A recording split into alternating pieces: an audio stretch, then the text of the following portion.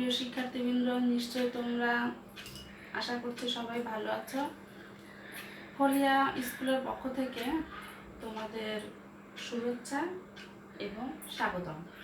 আজকে আমি তোমাদের পদার্থবিজ্ঞান বইয়ের পঞ্চম অধ্যায় পদার্থের অবস্থা ও চাপ এই বিষয় নিয়ে আমরা আজকে একটু আলোচনা করব। আমরা জানি স্বাভাবিকভাবে পদার্থের তিনটি অবস্থা, একটি হচ্ছে কঠিন, তরল এবং বায়বীয়। এছাড়াও পদার্থের আরেকটি অবস্থা আছে, সেটা হচ্ছে প্লাজমা অবস্থা। এটিকে পদার্থের চতুর্থ অবস্থা বলে। এই প্লাজমা অবস্থা সম্পর্কে আমরা পরে আলোচনা করব। এখন আমরা দেখব চাপ। দেখো চাপ চাপ হচ্ছে একক ক্ষেত্রফলের ওপর প্রযুক্ত বলকেই চাপ বলে। এটাকে চাপকে আমরা বড় হাতের পি দ্বারা প্রকাশ করতে পারি। বড় হাতের পি চাপ সমান সমান এফ বাই এ। একক ক্ষেত্রফল, এ হচ্ছে ক্ষেত্রফল, এফ হচ্ছে বল।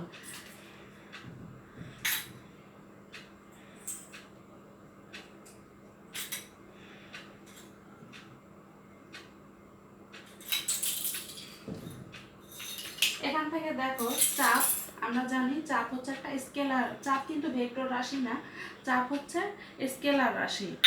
চাপ স্কেলার রাশি এজন্যই বলছি, চাপ বেশিরভাগ ক্ষেত্রেই কঠিন পদার্থের চেয়ে তরল এবং বায়বীয় পদার্থে বেশি প্রয়োজনীয়। সেই ক্ষেত্রে যখন তরল এবং বায়বীয় পদার্থে আমরা চাপটা প্রয়োগ করব, সেটা কোন দিকে যাবে সেটা তার নির্ভর করবে তরল এবং বায়বীয় পদার্থের ওপর। যেহেতু এজন্যই চাপের আসলে কোনো দিক নাই, এজন্য চাপ একটি স্কেলার রাশি। এখান থেকে আমরা চাপের একক বের করব। এখানে দেখো বলের একক হচ্ছে নিউটন আর ক্ষেত্রফলের একক মিটার। যেহেতু ক্ষেত্রফল তাই এর উপর একটা স্কয়ার। চাপের একক হলো নিউটন মিটার স্কয়ার ইনভার্স 2। এটা হচ্ছে চাপের একক।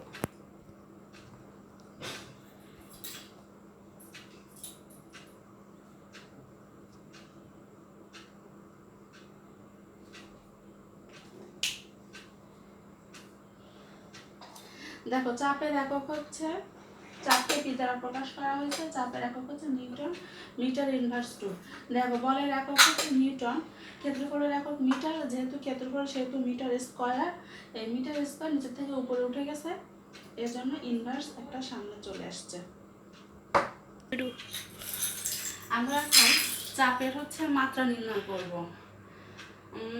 চাপকে দেখো একক ক্ষেত্রফলের উপর প্রযুক্ত বলকে চাপ বলে। এ হচ্ছে ক্ষেত্রফল, এফ হচ্ছে বল। এটাকে আমরা একটু বাংলায় লিখি।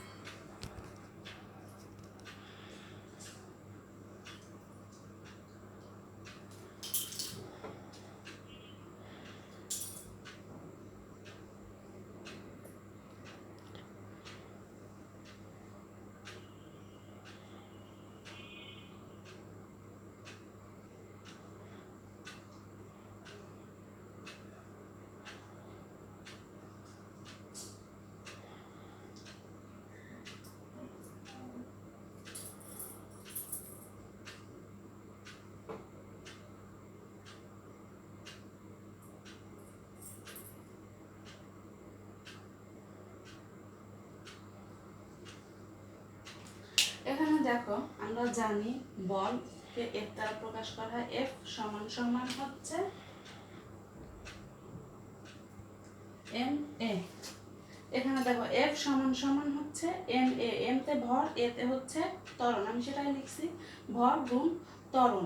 আবার আমরা জানি ত্বরণ এ সমান সমান, দেখো ত্বরণ এ সমান সমান হচ্ছে দৈর্ঘ্য বাই সময় স্কয়ার। এক দৈর্ঘ্য বাই সময় স্কয়ার। শুরু শুরু ত্বরণ হচ্ছে সময়ের সাথে বস্তুর বেগের পরিবর্তনের হারকে ত্বরণ বলে, যা তোমরা কত ক্লাসে শিখছো, অনেক আগে শিখছো। দেখো ত্বরণ, ত্বরণ হচ্ছে সময়ের সাথে বেগের পরিবর্তনের হারকে ত্বরণ বলে। এই ত্বরণটাকে আমি ভেঙে এখানে লিখছি, ত্বরণ হচ্ছে দৈর্ঘ্য বাই সময় স্কয়ার। এখানে যেমন ত্বরণটাকে আমি একটু ভালোভাবে লিখছি।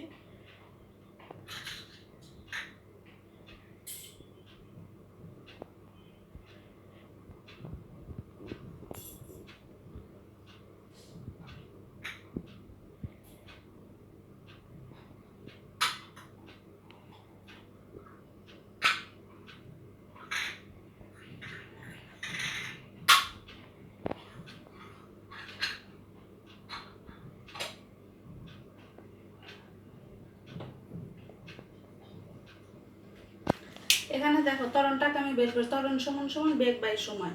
এই সময়টাকে আলাদা করে নিয়েছি, বেগটাকে আলাদা। বেগ হচ্ছে সময়ের সাথে সরণের পরিবর্তনের হারকে বেগ বলে। তো সরণটাকে আমি এখানে দৈর্ঘ্য ধরে নিয়েছি। এবার এখান থেকে দেখো দৈর্ঘ্য আর সময় দুটো আছে স্কোয়ার। এখানে এই ত্বরণের মানটাকে আমি এখানে জাস্ট শুধু বসাই দিছি, দৈর্ঘ্য ডিভাইডেড বাই সময় স্কোয়ার, আর এখানে দৈর্ঘ্য স্কোয়ার। এবার দেখো বসানোর পরে এবার আমি শুধু এর মানগুলা বসায় দিচ্ছি। ভরকে হচ্ছে বড় হাতের এম দ্বারা প্রকাশ করা হয়, দৈর্ঘ্য এল, সময়কে টি।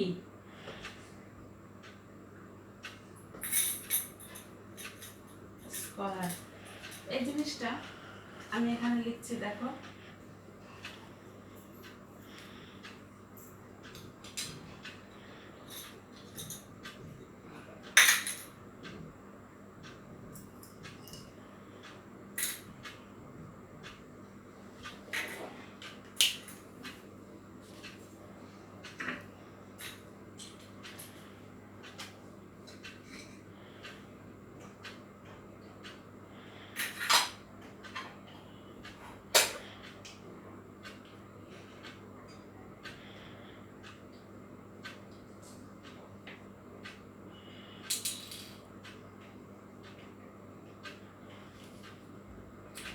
এই জিনিসটা এবার একটু ভালো করে খেয়াল করো। দেখো এখানে এম এল, এই যে এম এল, নিচে হচ্ছে টি স্কয়ার এল স্কয়ার, টি স্কয়ার এল স্কয়ার। এর উপরে এল থেকে এখানে এল কেটে দিলাম, শুধু হ্যাঁ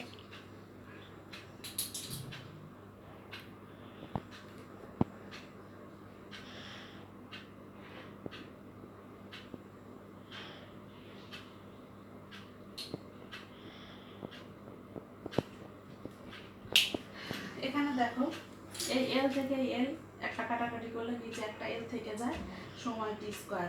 এই এলটাকে আমি জাস্ট শুধু পরের লাইনে উপরে উঠে নিয়েছি, M L inverse 1 T inverse 2। এটা হচ্ছে চাপের মাত্রা। এবার দেখো এবার আমরা হচ্ছে শিখব ঘনত্ব। ঘনত্ব, ঘনত্বকে রো দ্বারা প্রকাশ করা হয়। ঘনত্বকে রো দ্বারা প্রকাশ করা হয়। একক আয়তনে ভরের পরিমাণ, একক আয়তনে ভরের পরিমাণ, অর্থাৎ কোনো বস্তুর ভর যদি এম হয় আর আয়তন যদি ভি হয়, তাহলে রোকে আমরা প্রকাশ করতে পারি একক আয়তনের ওপর প্রযুক্ত। ঘনত্ব হচ্ছে একক আয়তনে পদার্থের পরিমাণকেই ঘনত্ব বলে। কথাটা আমরা আরেকটু ঘুরিয়ে বলতে পারি, একক আয়তনের ভরকে তার উপাদানের ঘনত্ব বলে, ঘনত্ব বলে। এবার ঘনত্বটাকে হচ্ছে রো দ্বারা প্রকাশ করা হয়, রো অথবা ছোট হাতের ডি অথবা বড় হাতের ডি দ্বারা প্রকাশ করা হয়। রো সমান সমান এম বাই ভি, একক আয়তনের ওপর ভর, একক আয়তনে ভরকেই তার ঘনত্ব বলে, অথবা একক আয়তনের ভরকে তার উপাদানের ঘনত্ব বলে। ঘনত্বকে রো দ্বারা প্রকাশ করা হয়। আমরা এখন তোমরা বইয়ে দেখে থাকবে ঘনত্বর হচ্ছে একক দেওয়া আছে এবং ঘনত্বের মাত্রা দেওয়া আছে। তোমরা এখান থেকে ঘনত্বের একক এবং মাত্রাটা করে নিবে।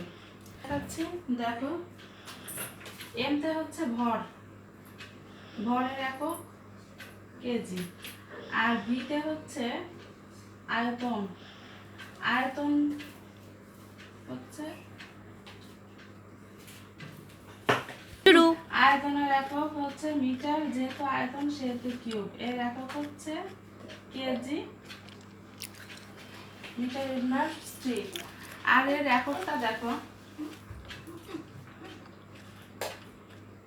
একক ভরের একক বড় হাতের এম, আয়তনের একক মিটার, এম এল ইনভার্স 3।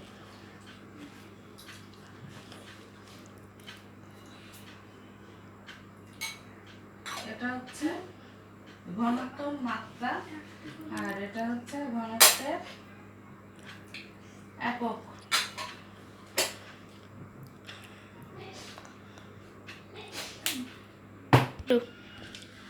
শিক্ষার্থীরা দেখো, আমরা ঘনত্ব একক এবং মাত্রা তোমাদের দেখালাম। বইয়ের দেখো 131 পৃষ্ঠার একটা চার্ট দেওয়া আছে, বিভিন্ন পদার্থের ঘনত্ব, পদার্থের নাম দেওয়া আছে এবং ঘনত্বর একক বা মান দেওয়া আছে। এই চার্টটা তোমরা একটু মুখস্থ করে নিবা।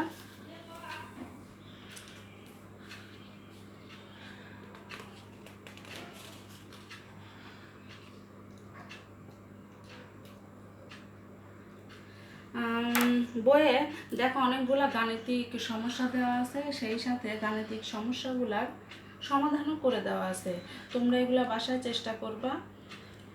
বইয়ের দেখো 133 পৃষ্ঠাতে দৈনন্দিন জীবনে ঘনত্বের ব্যবহার, এখানে দেখো অনেকগুলা ব্যবহার দেওয়া আছে পার্ট বাই পার্ট, একটু পড়ে নিবা। তার ভিতরে আমি একটু আলোচনা করছি। দেখো, গ্রীষ্মকালে প্রচণ্ড রোদে উপরের পানিতে যদি ঝাঁপ দেওয়া হয় তাহলে উপরের পানিটা গরম, নিচের পানিটা ঠান্ডা। যে পদার্থে যখন উত্তপ্ত হবে বা গরম হবে তখন তার ঘনত্ব কমে যাবে, যার ঘনত্ব কম সে ওপরে ভেসে থাকবে, যার ঘনত্ব বেশি সে নিচের দিকে থাকবে। এখানে পুকুরের পানির ক্ষেত্রেও তাই হয়েছে, গরম পানির ঘনত্ব কমে গেছে সেজন্য সে উপরে, এবং নিচে ঠান্ডা পানির ঘনত্ব বেশি তাই ঠান্ডা পানিটা নিচের অংশে। এছাড়া তোমরা আরেকটা উদাহরণ দিতে পারি, যেমন বরফ পানিতে ভাসে কেন? পানি এবং বরফের উপাদান একই, কিন্তু আমরা জানি পানির ঘনত্ব 1000 কেজি পার মিটার কিউব, আর বরফ, পানিকে যখন বরফে পরিণত করা হয় তখন পানির আয়তন বেড়ে যায়, আয়তন বাড়ার কারণে এর ঘনত্ব কমে যায়। যেহেতু ঘনত্ব কমে যায়, এই ঘনত্ব কমার কারণে বরফ পানিতে ভাসে। এখানে দেখো আরও অনেকগুলো উদাহরণ দেওয়া আছে, যেমন হচ্ছে বেলুন, ফানুস। এই ফানুসের নিচে যখন আগুন জ্বালানো হয়, ফানুস আলোক উজ্জ্বল করার সময় ভেতরের বাতাসকে উত্তপ্ত করা হয়। এই ভেতরের বাতাস যখন উত্তপ্ত হয় অর্থাৎ হালকা হয় তখন উপরের দিকে বাতাস আপনা আপনি উপরে উঠে যায়, এজন্য ফানুসও উপরে উঠতে শুরু করে। আবার দেখো একটি ডিমের ক্ষেত্রে বাজার থেকে আমরা যখন ডিম কিনি, সেই ডিমটা বাড়িতে নিয়ে আসার পর আমরা পানি দিয়ে খুব সহজেই পরীক্ষা করে দেখতে পারি যে সেটা পচা না ভালো। যদি ডিমটা পচে যায় তাহলে তার ঘনত্ব কমে যায়, যখন ঘনত্ব কমে যায় সেই ডিমটা পানিতে ছেড়ে দিলে ভাসে, এবং একটা ভালো ডিম যদি তুমি পানিতে ছেড়ে দাও তার নির্দিষ্ট একটা ঘনত্ব আছে, সে তার ঘনত্বের কারণে পানির ভেতরে ডুবে যাবে, আর পচা ডিমের ঘনত্ব কমে যায়, এজন্য পচা ডিম পানিতে ভাসে। আমরা সহজেই ঘনত্ব দেখে অনেক কিছু এখানে বুঝতে পারলাম। শিক্ষার্থীরা আজকে এ পর্যন্তই। তোমরা আগামী দিন যে সংজ্ঞাগুলো আমরা আলোচনা করলাম, চাপ, ঘনত্ব কাকে বলে, এর একক কি, এর মাত্রা কিভাবে নির্ণয় করতে হয়, মাত্রাটা বইয়ে একটা ছক আছে, মাত্রা ঘনত্বের বিভিন্ন পদার্থের নাম সহ তার ঘনত্বের মান দেওয়া আছে, সেই ছকটা মুখস্থ করবা। 4-5টা হচ্ছে গাণিতিক সমস্যা দেওয়া আছে, সেই সমস্যাগুলা তোমরা বাসায় বসে, যেহেতু বইয়েই সমাধান দেওয়া আছে, করার চেষ্টা করবা।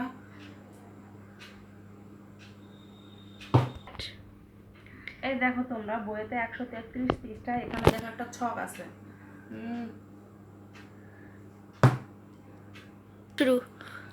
দেখো বইয়ে একটা ছক দেওয়া আছে, পদার্থ এবং ঘনত্বের ছকটা মুখস্থ করবা। দেখো 130 পেজের এই পেজে একটা গাণিতিক সমস্যা দেওয়া আছে, সেটা সমাধান করবা। এখানে দেখো 1 কেজি পানিতে 0.25 কেজি লবণ গুলে দেওয়ার পর তার আয়তন দেওয়া আছে, পানির ঘনত্ব নির্ণয় করতে বলেছি। দেখো সমাধান দেওয়া আছে, সমাধানগুলো করবা। এই পেজে দেখো 132 পেজে 2-3টা গাণিতিক সমস্যা দেওয়া আছে, এইগুলা সমস্যার সমাধান করবা। এবং দৈনন্দিন জীবনে ঘনত্বের ব্যবহার 134 পেজের এই ওপরের অংশ পর্যন্ত একটু দেখবা। আগামী দিন আমি তোমাদের রেলের ভেতরের চাপ নিয়ে আলোচনা করব। আজ এ পর্যন্তই।